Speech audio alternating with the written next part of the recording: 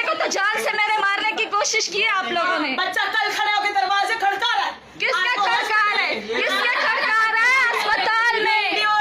अच्छा दिखाओ, दिखाओ, वीडियो दिखाओ। ये तो स्कूल के प्रिंसिपल की बात करने का लहजा है। बात कर, आप बच्चे का वो ले ले, ठीक है, वो इसको तो हम बाद में डिटेल, मैं कह रहा हूँ इसको करने दो। बेचारा आशिर बच्चे की बात सुन ले, आप उनकी हम बात इनसे सुन ले। बच्चों से बात वो ये जाने, हम लोग जाने है बिल्कुल। देखो बच्चे को अस्पताल पहुंचा के भी इनकी बेशर्मी नहीं खत्म हो रही। मेरा बच्चा अस्पताल में पड़ा है। इसका जवाब तुम्हें देना पड़ेगा। वीडियो करने दो, जवाब देने पड़ेंगे। हाँ, कोई बात नहीं।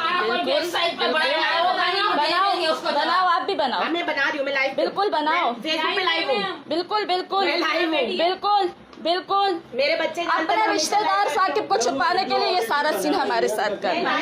बनाते हैं जिनके बच्चे हराम हुए, हलाल किए इन लोगों ने, वो तो बोलेंगे ना।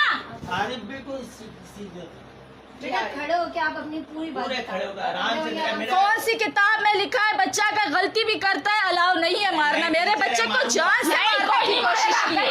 पेरेंट्स को अलाउ नहीं है, तू क्या मारेगा?